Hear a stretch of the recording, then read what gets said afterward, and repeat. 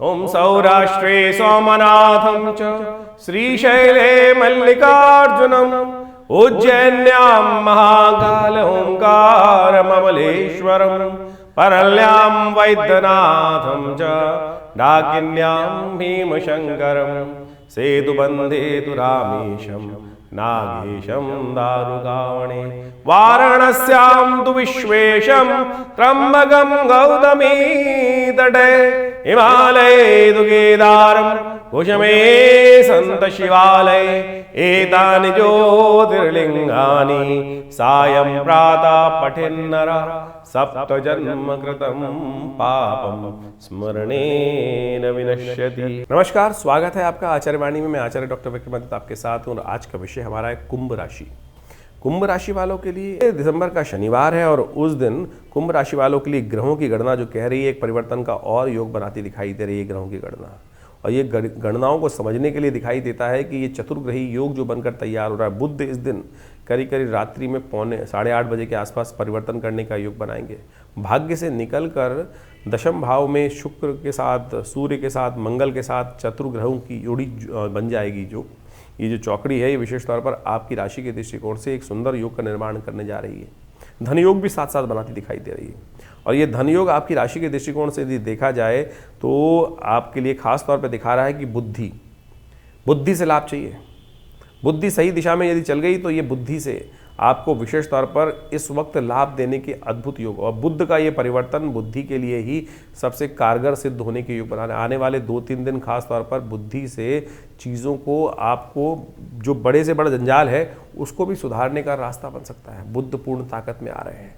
बुध जो कमजोर स्थिति में थे उसमें चतुर्ग्रही योग के साथ बनने से चीज़ों को ऑर्गेनाइज करने के लिए अद्भुत शक्ति बुध लेकर आते दिखाई दे रहे हैं। थोड़ा शनि का उपाय ज़रूर कीजिएगा क्योंकि ऐसे में शनि महाराज जो हैं वो कहीं ना कहीं आपकी राशि में जो है 7.5 में चलते हुए कहीं ना कहीं चीज़ों को खराब करने की योग बना रहे हैं। तो आपके लिए राशि के दृष्टिकोण से जो शनि को यदि आपने मना लिया, शनिवार का दिवस है, कोशिश ये करें थोड़ा तेल का दान, तेल कांसे के पात्र में तेल रखकर अपनी छाया देखकर किसी गरीब व्यक्ति को दे दीजिए, कहीं ना कहीं रखाइए और या पीपल के पेड़ के नीचे कहीं ना कहीं उस पर दिया जला दीजिए। ये कहीं ना कहीं आपके लिए बड़ा कल्याणकारी रहेगा, कष्ट को निवृत्त करने वाला रहेगा। और कभी कभी शनिवार को, क्योंकि 7.5 का दौर चल रहा है और ऐसे में यदि ये कांसे के पात्र वाला प्रयोग आप कभी कभी करते रहेंगे तो आपके लिए सत्य मानिए आने वाले 6 महीने में बृहस्पति महाराज जो आपको लाभ देने वाले हैं, तो उसके लिए शनि महाराज को कंट्रोल आपको लगातार करते रहना पड़ेगा, तब जाके आपके लिए ठीक रहेगा। 7 तारीख का दिन रविवार का अवसर है और उस दिन कुंभ राशि वालों के लिए ग्रहों का योगा योग जो है बहुत तेज गति से ग्रह परिवर्तन की तरफ जाते दिखाई दे रहे हैं।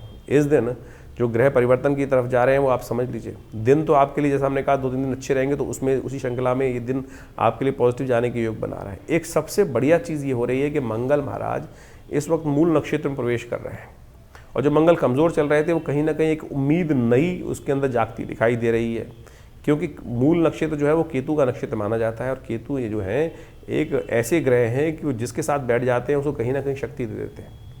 और उसके साथ शक्ति देने के साथ जो मंगल जो है केतु के नक्षत्र में प्रवेश करने के कारण से कम अस्त अवस्था में भी एक नई सेल्फ अपनी ऊर्जा को कहीं ना कहीं प्राप्त करने के योग बना सकता है।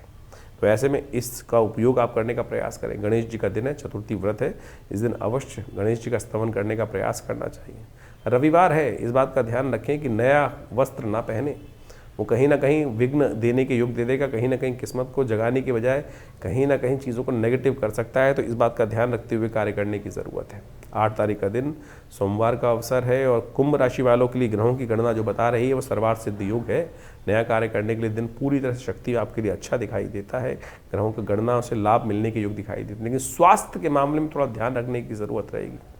ये स्वास्थ्य के मामले में और अननेसेसरी आपके विचार जो हैं आपके शत्रुओं को हवा देने के योग बना सकते हैं। आपके जो नेगेटिव काम करने वाले लोग हैं आपका मन उनके साथ ज़्यादा लगता दिखाई दे रहा है। आपका मन ही आपका शत्रु ना बन जाए, इस बात का आपको थोड़ा ध्यान रखना पड़ेगा। और उसको ठीक रखने के लिए क्या किया जाए, आप एक काम करें, थोड़ा दूध लेकर भगवान शंकर का सुबह सुबह अभिषेक करें, उससे आपके लिए चीज़ों को ठीक करने के भगवान शिव की कृपा से कल्याण होने का योग बनेगा। आप क्योंकि भावी को जो है कष्टों को दूर जो करने का योग बना सकते हैं, भावी मेट सके, त्रिपुरारी शास्त्र में कहा गया है इस बात को। तो शिव का जो आशीर्वाद सुबह सुबह मिल जाएगा तो कल्याण होगा आपके लिए।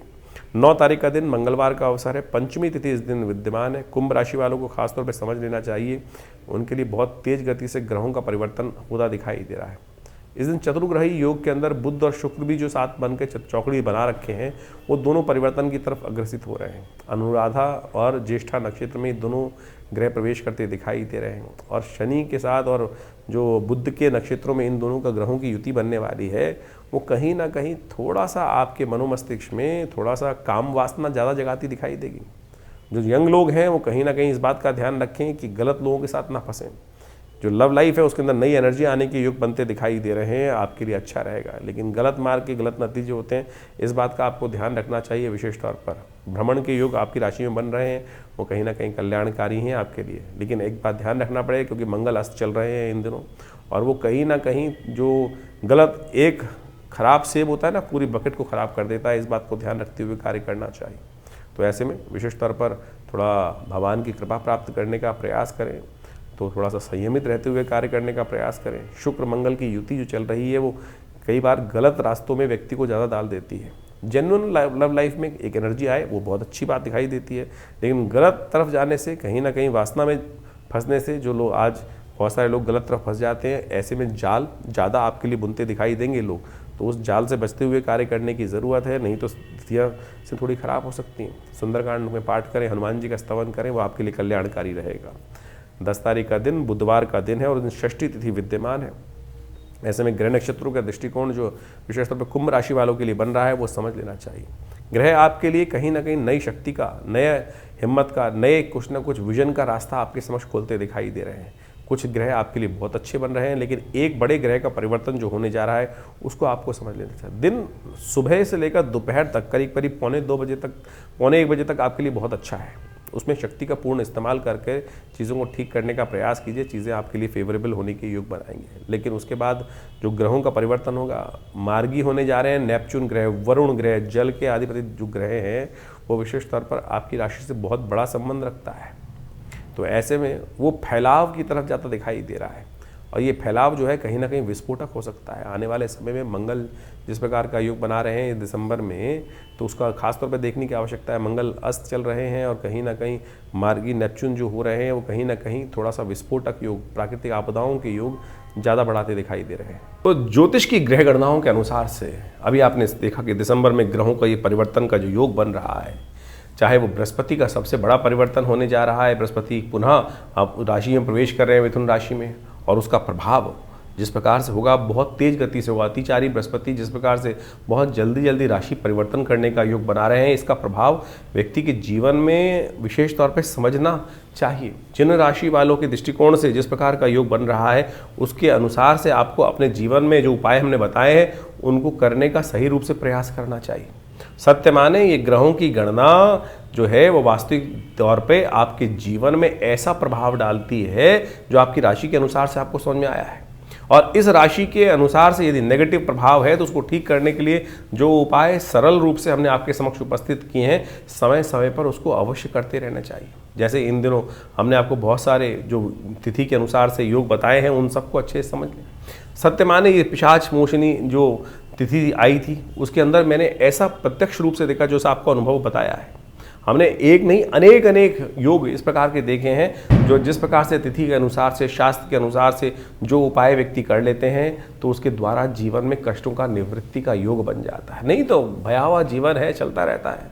देखिए, बड़े भाग्य से मानुष तन पाया है। 84 लाख योनि के बाद इन सब से भटकते हुए हमने बड़ा श्रेष्ठ समय प्राप्त हुआ, हमको ये सुंदर कार्य करने का, सुंदर भोगों को प्राप्त करने का योग बना। लेकिन फिर भी यदि हमारे जीवन में कुछ ना कुछ हम उसको वैज्ञानिक तौर पर चीज़ों को समझकर परिवर्तन ना लाएं, तो फिर ये समय जो है व्यर्थ रूप से गवा देंगे। इसलिए परिष्कृत पद्धति से भारतीय संस्कृति के ऋषि मुनियों ने हर चीज़ का निदान, सकल पदार्थ है जग माही, कर्महीन पुरुष पावत नाही। तो इस बात को समझते हुए, तो बड़े मुश्किल से जो बड़े भाग्य मानुष तन पाया है, इस समय को यूटिलाइज करने का हमें प्रयास करना चाहिए। चीज़ों को परिवर्तन करने का प्रयास। कोई चीज़ नहीं है जो व्यक्ति अपने कर्म के द्वारा परिवर्तन नहीं कर सकता। हमारे पुराण, हमारे शास्त्र, हमारी कथाएं इस बात को विशेष तौर पर समझाने का प्रयास करती हैं कि कैसे कैसे लोगों ने अपने जीवन के उन कष्टों को निवृत्त करने के योग बनाए, कष्टों को दूर करने के योग बनाए, कर्म से बनाए हैं और भगवत भजन से बनाए हैं। तो यही वो जो टेस्टिमनीज हैं, जो विशेष तौर पर कथाएं हैं, वो सत्य कथाएं हैं वो, और किन किन के जीवन में कैसे कष्ट आए उनसे निवृत्ति के योग बने। तो आप समझें, इन समय के अनुसार से, इन ग्रहों के परिवर्तन के अनुसार से आपके जीवन में जो ये कष्ट चल रहे हैं, और सही रूप से उपाय सही रूप से कर लेने चाहिए।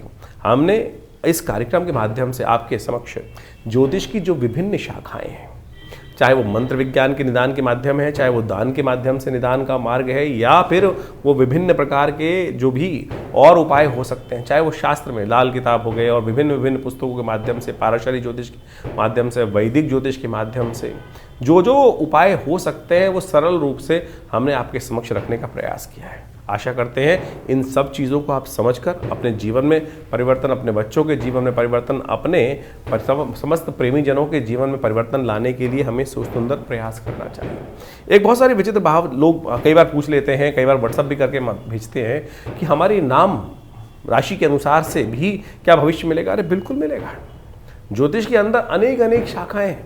पुराने ज़माने में बहुत सारे लोग तथागत आज भी इस बात को सही से समझने का प्रयास कीजिए। लोग, आप समझें कि नाम मिलाकर राशि के द्वारा जो मिलान किया जाता था विवाह से पहले, और उसके बाद एक निदान बताया जाता था। आप समझें कि किसी व्यक्ति का यदि नहीं मिल रहा है तो उपाय क्या किया जाए, जन्मपत्री के दृष्टिकोण से समझे कि वो निदान नहीं हो रहा है, तो पुराने ज़माने में कुछ लोग एक विशेष उपाय कराते थे कि शादी से पहले किसी का कोई और नाम होता था और शादी के बाद नाम बदल दिया जाता था, और उससे क्या होता था, राशि बदल जाती थी, जो नाम की राशि है वो बदल जाती थी, और उसके बाद उनके गुण मिलान कर दिया। तो ये उपाय है शास्त्रोक्त विधि के अनुसार से, न्यूमरोलॉजी के अनुसार से जो नाम में परिवर्तन कर रहे हैं वो क्या है, वो वही उसी का एक मार्ग ही तो है। ये भी एक निदान के सहस्त्रों निदानों में से एक मार्ग है। तो इसलिए हर चीज़ का जवाब है। तो कोशिश ये करें इन सरल ज्योतिष के माध्यमों से अपने जीवन को समझें, समय को समझें, व्यर्थ ना गंवाएं। कुछ लोग हैं जो तथाकथित तौर पे आपके मनोमस्तिष्क को भ्रमित करने का प्रयास कर सकते हैं। अरे कुछ नहीं होता, ज्योतिष के माध्यम से कुछ नहीं होता।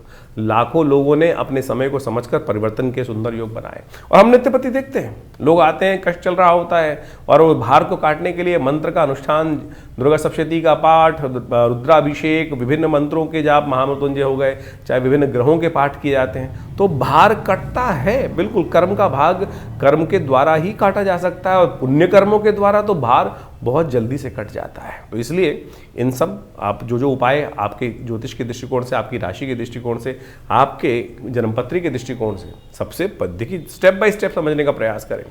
ज्योतिष के अंदर सूक्ष्म जितना होता जाएगा उतना चमत्कारिक प्रभाव आपके मनोमस्तिष्क पर उसका हो सकता है। राशि बहुत स्थूल है, बहुत मोटा चीज़ है।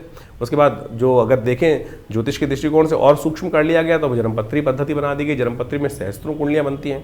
उन सब के माध्यम से भविष्य को देखने की एक नज़रिया प्राप्त होता है, एक समझ प्राप्त होती है, और उसके अनुसार से हमारे जीवन में जो घटनाक्रम चल रहा है वो हमें समझ में आ जाता है। तो उसको परिवर्तन करने के लिए हमारे विद्वान ज्योतिष विदों ने अनेक वर्षों से, लाखों वर्षों से उन सब पद्धतियों को हमारे इन कथाओं के माध्यम से उपस्थित किया है। यही वैदिक ज्योतिष है।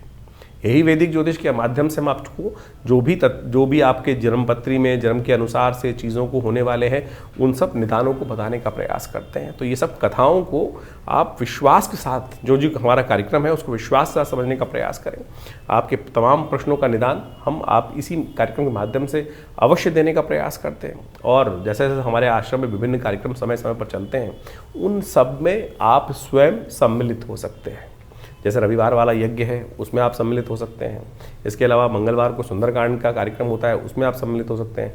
विभिन्न उत्सव समय समय पर होते रहते हैं, उन सब के निमंत्रण हम आपको देते रहते हैं। और आप उसमें व्यवस्था जान लीजिए, उसमें कोई शुल्क आश्रम की तरफ से नहीं लिया जाता। कुछ लोग हैं, हमारे को कंप्लेंट आती रहती है, हमारे नाम से कोई आपको जन्मपत्री या कोई भी निदान करने के लिए पैसे मांग रहा है, तो कम से कम ये देख लें कि हमारे आश्रम से कोई ऐसे पैसे की लेन देन की व्यवस्था नहीं होती है, हम कोशिश नहीं करते हैं।